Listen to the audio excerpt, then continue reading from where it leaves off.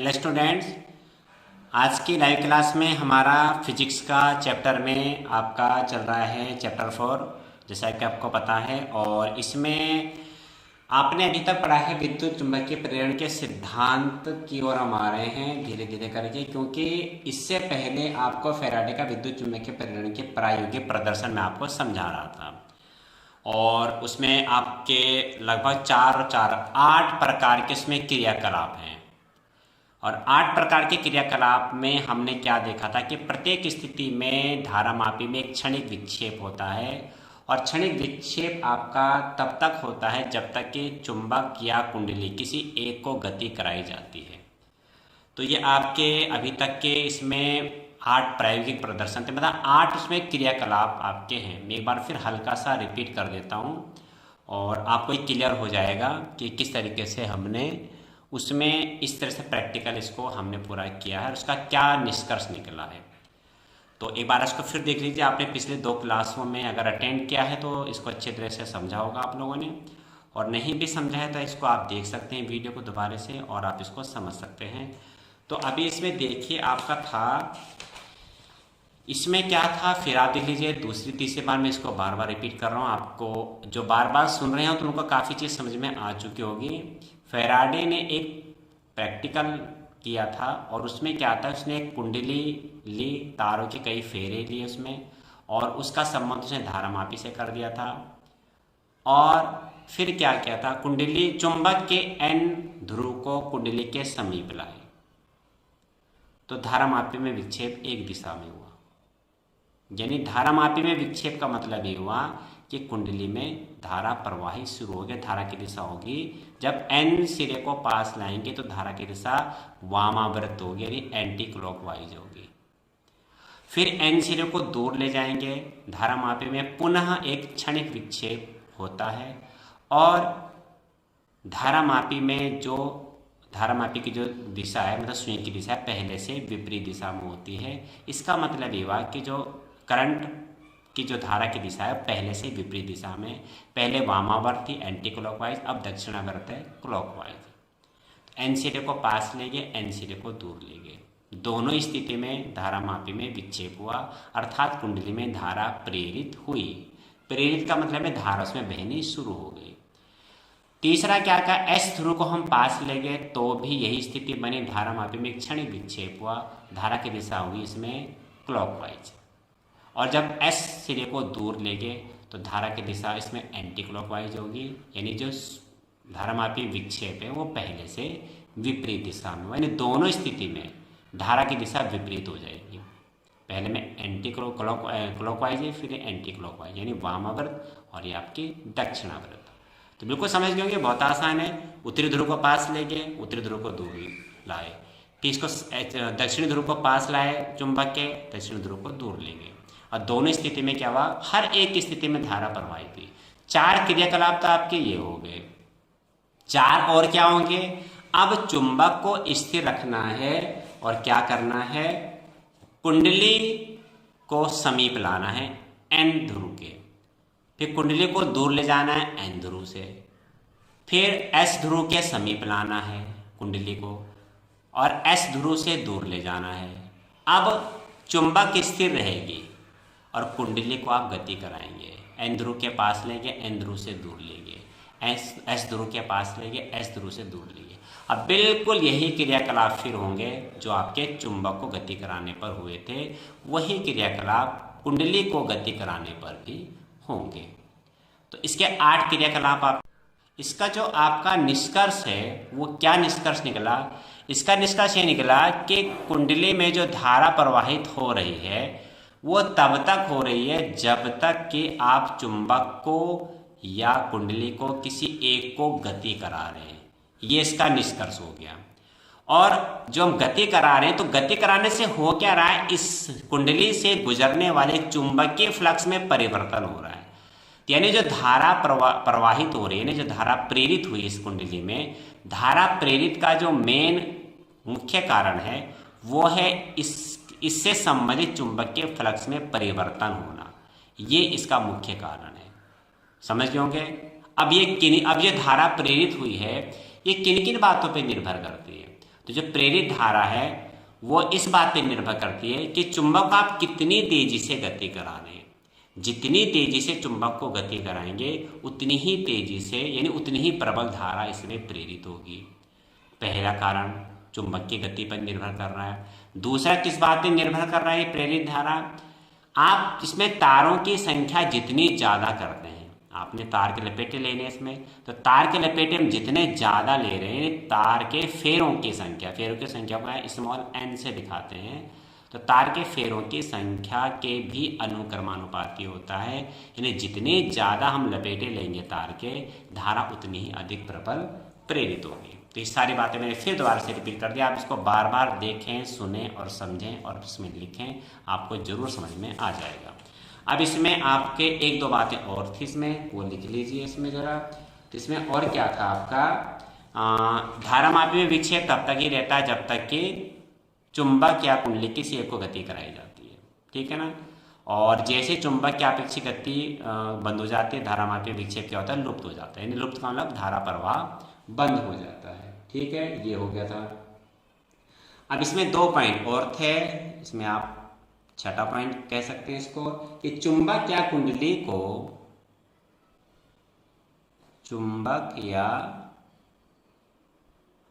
कुंडली को जितनी तेजी से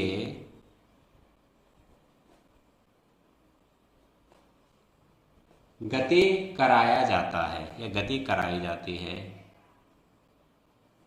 यह भी आपको मैंने बताया, जितनी गति कराई जाती है धारामापी में विक्षेप उतना ही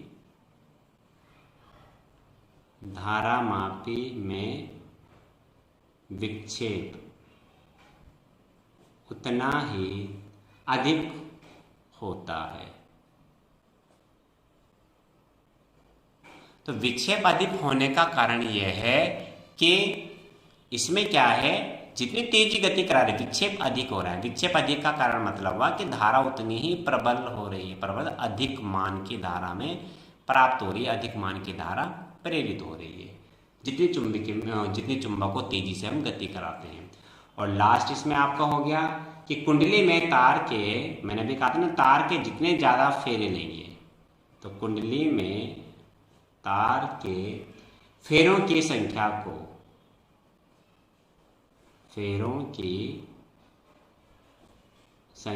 को यदि बढ़ा दिया जाए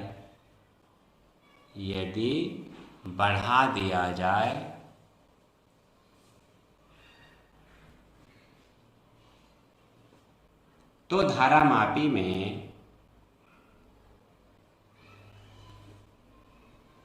विक्षेप बढ़ जाता है।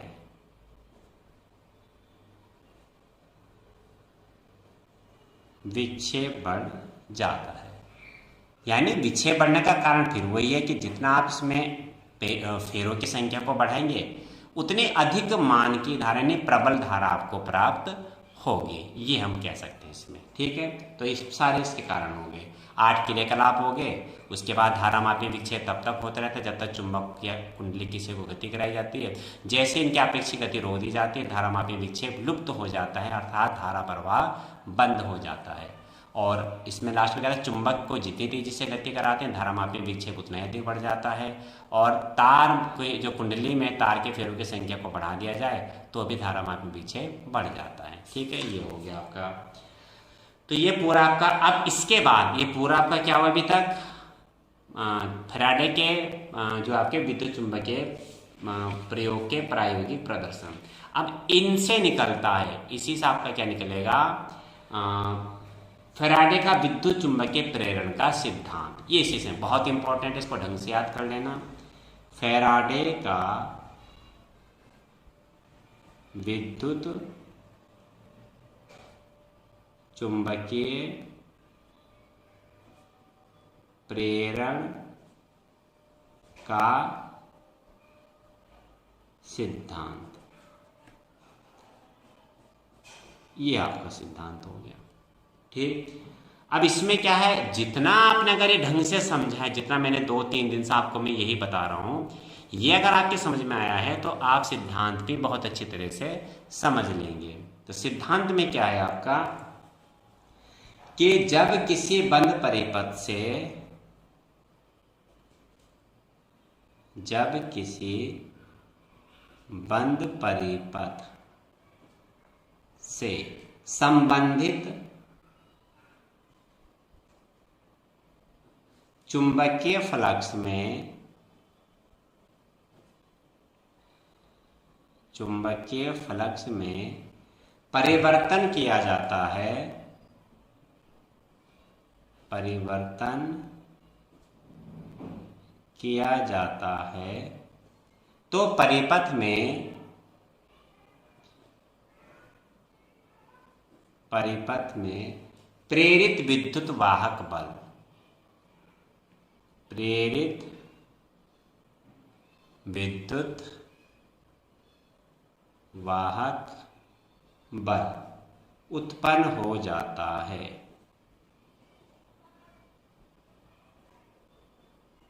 जिस कारण परिपथ में, जिस कारण परिपथ में विद्युत धारा, विद्युत धारा प्रेरित हो जाती है।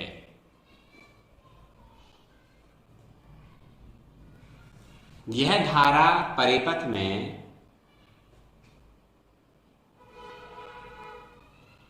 यह धारा परिपथ में तभी तक बहती है, तभी तक बहती है जब तक कि परिपथ से, जब तक कि परिपथ से संबंधित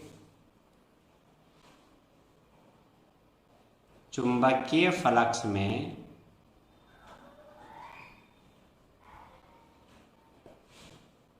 परिवर्तन होता रहता है।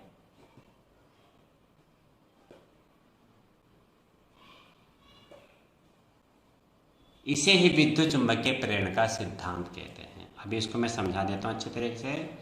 इसे ही विद्युत चुंबकीय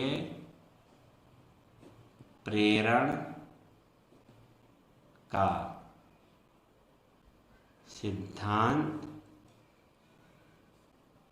कहते हैं।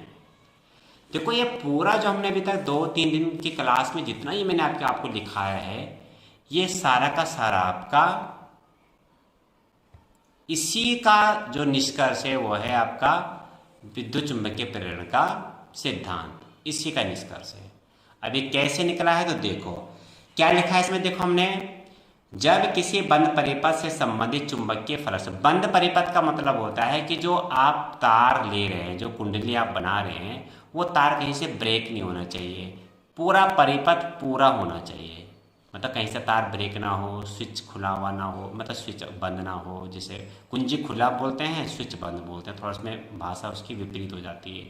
तो मतलब बंद परिपथ का मतलब वायरिंग पूरी अच्छी हो, घर के हिसाब से हम बोलें तो वायरिंग बिल्कुल सही, उसे बोलते हैं बंद परिपथ। कहीं से तार ब्रेक ना हो, कहीं से कोई शॉर्ट मतलब सर्किट पूरा हो रहा हो, तार ब्रेक से मतलब है। क्योंकि आप कोई बल्ब चलाने माना, तार अगर ब्रेक होगा, कहीं से तार टूटा होगा अंदर से, तो बल्ब या कोई भी इंस्ट्रूमेंट काम नहीं करेगा अगर बीच में तार ब्रेक है।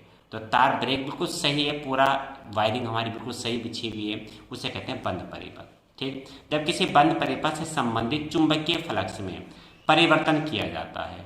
अब आप ये समझो कि चुंबकीय फ्लक्स में परिवर्तन होता कब है? जब आप चुंबक को गति करा रहे हैं, चुंबक को पास ला रहे हैं, दूर ले जा रहे हैं, पास ला रहे हैं, दूर ले जा रहे हैं, तो उससे जो कुंडली से जितनी बल रेखाएं गुजर रही हैं, वो बल रेखाएं कम और ज़्यादा हो रही है। पास ला रहे हैं, ज़्यादा हो रही, कम हो रही, ज़्यादा हो रही, कम हो रही। तो जो चुंबकीय बल रेखाएं उस तल में से गुजर रही हैं, माने से आप तल समझे, कई बार मैं बात आपको बता चुका हूँ पहले भी। अरे चुंबक है ये वाला हाथ मेरा, इसको मैं पास ला रहा हूँ, तो जितना पास लाऊंगा उतनी ज़्यादा बल रेखाएं इसमें से गुजरेंगी। इतना दूर ले जा रहा हूँ, माने इतनी दूर है, हाथ मेरे इतनी दूर है, तो अब इसमें से कम बल रेखाएं गुजरेंगी। जितना पास लाएंगे बल रेखाएं ज़्यादा गुजरेंगी, फिर दूर ले जाएंगे बल रेखाएं कम गुजरेंगी। तो ज़्यादा होना, कम होना, तो बल रेखाओं की संख्या में कम और ज़्यादा ये होना, इसे ही तो चुंबकीय फ्लक्स में परिवर्तन बोलते हैं।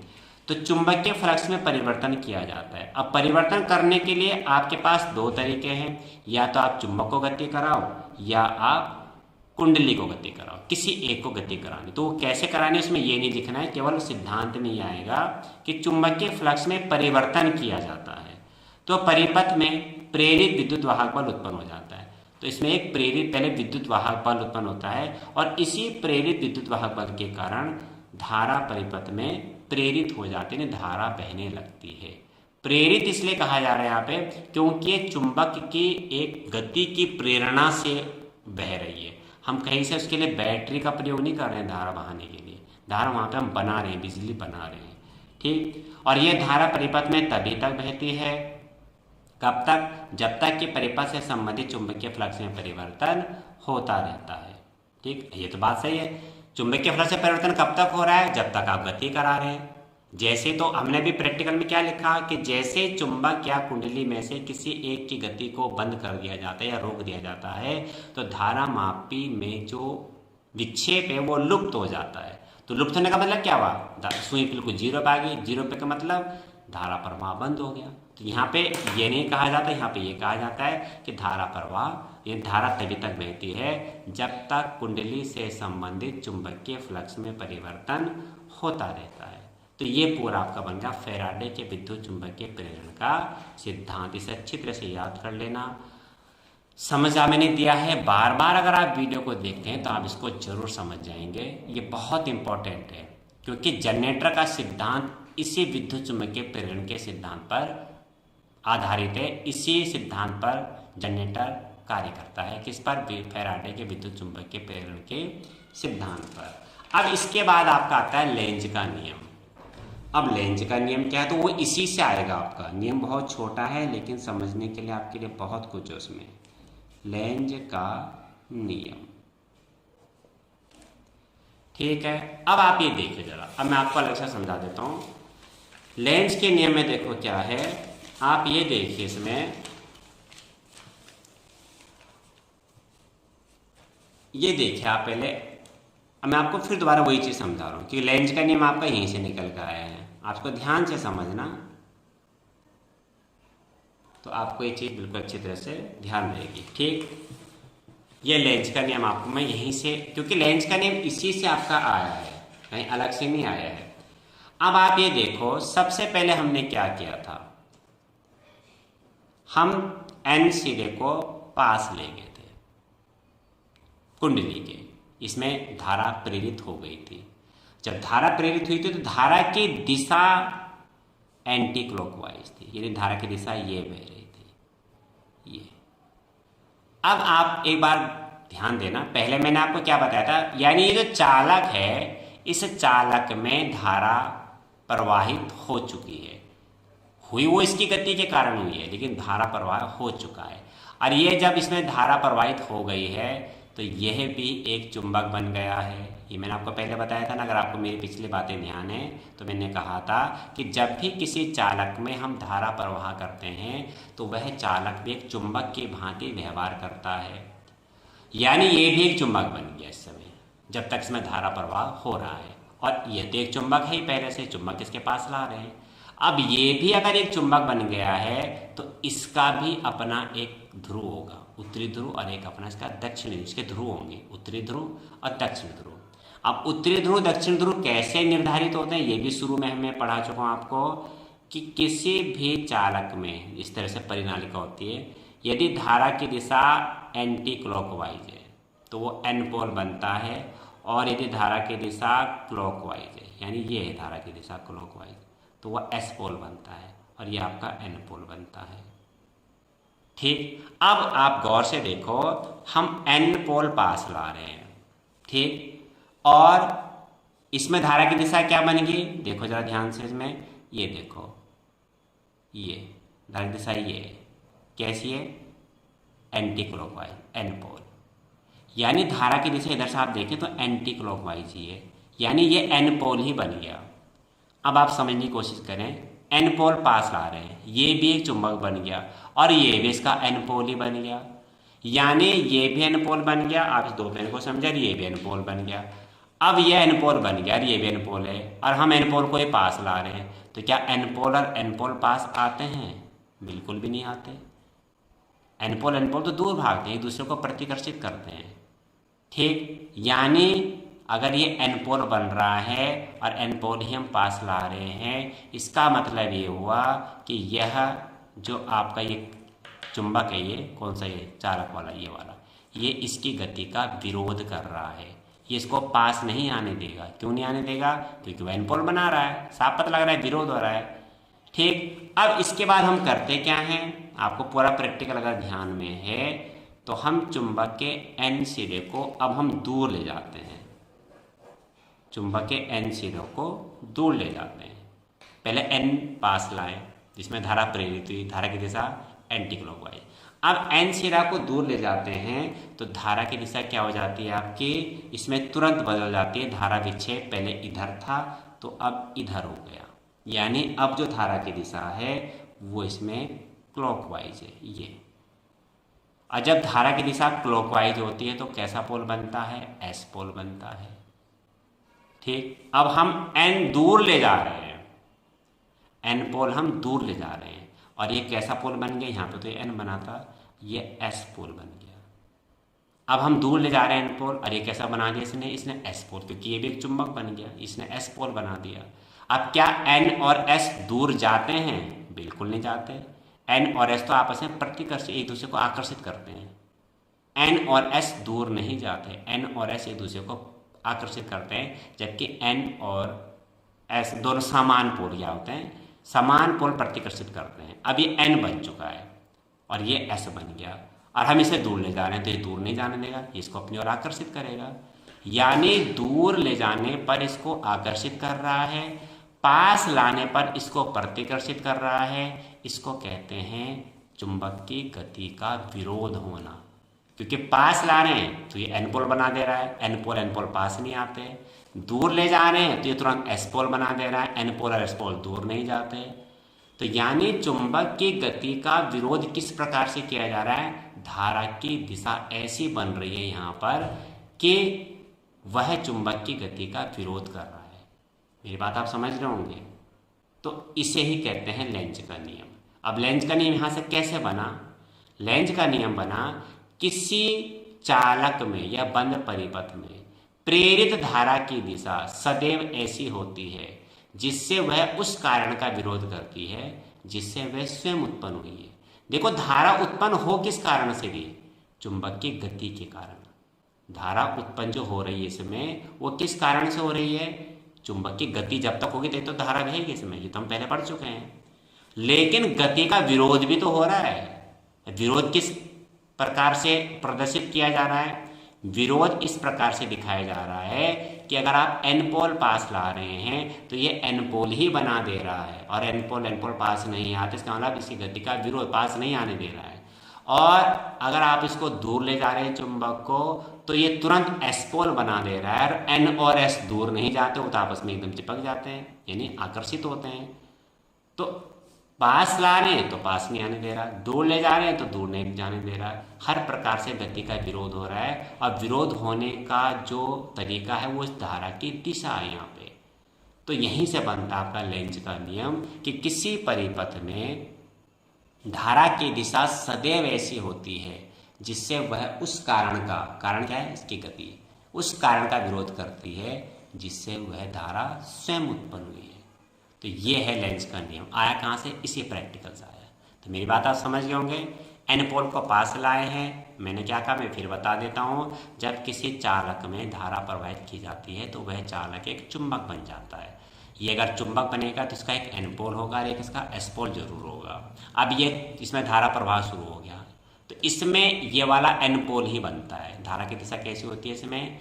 एंटी क्लॉकवाइज, ऐसी ये धारा की दिशा इसमें ये एंटी क्लॉकवाइज, ये एन पोल बन गया। और एन पोल हम पास ला रहे थे तो एन पोल पास नहीं आते, आप भी जानते इस बात को। तो यानी ये पास नहीं आएगा, मतलब विरोध हो रहा है। वो बात अलग है, हम जबरदस्ती पास लाएंगे लेकिन वो आने नहीं देगा। विरोध तो कर रहा है ना, विरोध अपना दर्ज कर रहा है ये कुंडली।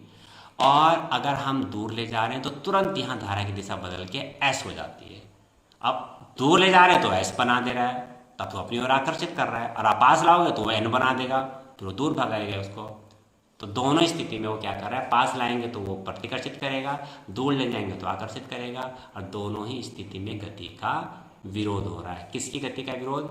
चुंबक की। अगर आप चुंबक को गति करा रहे हैं तो चुंबक की, और अगर आप कुंडली को गति करा रहे हैं तो कुंडली की गति का भी विरोध होगा। किसी एक को गति कराने पर ही धारा उत्पन्न हो रही है। तो ये था आपका लेंज का नियम। अब इसको लिखते हैं। तो आज का यही आपका लास्ट टॉपिक है, बाकी मैं इसको कल समझाऊंगा। तो लेंज का नियम भी आपका यहीं से बना। तो क्या बना लेंज का नियम? लेंज का नियम बहुत छोटा है, इसमें आप ये दो चित्र जरूर बना लेना। एग्जाम में अगर आएगा ये, तो आप ये चित्र बना लेना।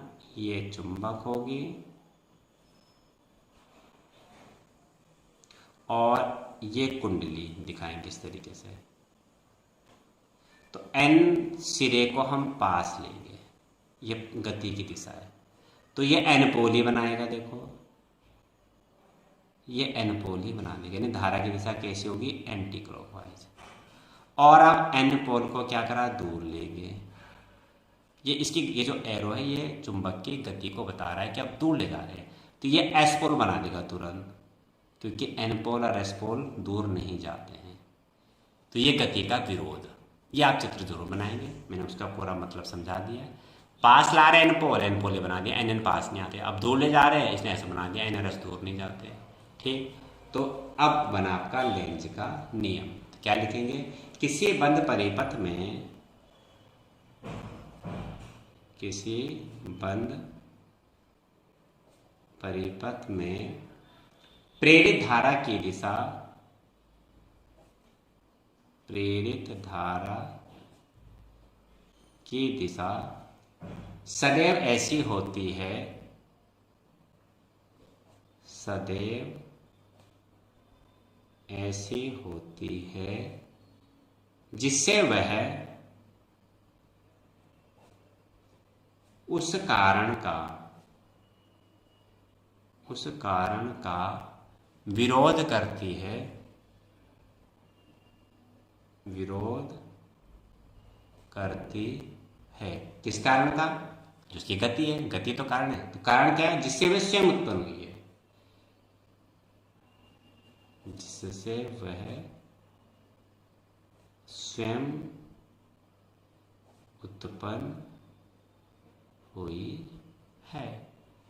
ठीक है, तो ये बना लेंस का। लाइन तो केवल 3 है, लेकिन समझने के लिए आपके लिए इतनी लंबी चौड़ी थ्योरी है, और ये सारा का सारा आपका यहाँ से आया है, जो मैंने सारा ये बताई है सारा। तो ये बहुत इंपॉर्टेंट आपको समझने के लिए, इसको आप ध्यान से समझ लेना।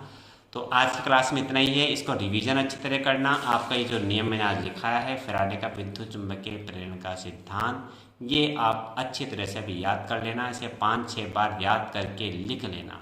पहले लिख के याद करना, फिर याद करके से लिखना। तो आपके लिए बहुत इंपॉर्टेंट है, जरूर इसको याद करना। उसके बाद आपका लेंज का नियम है, इसे भी मैंने समझा दिया। बार बार इसको रिवीजन करना, याद करना, लिखना और समझना, तो आपको ये अच्छी तरह इसकी तैयारी आपकी हो जाएगी। तो जरूर करना बच्चों इसको, फिर दोबारा भूलना नहीं। इसके बाद तुरंत इसकी प्रैक्टिस करो, एग्जाम की तैयारी करो। और आपने खुद ही पढ़ना है सब। स्कूल खुलने वाले की कोई चांस नहीं स्कूल खुलेंगे, ऐसा लगता नहीं है। तो आप स्वतः ही अपनी इच्छा से, अपनी लगन से पढ़ें। कल फिर मिलते हैं लाइव क्लास में। मन लगा करके पढ़ाई करना।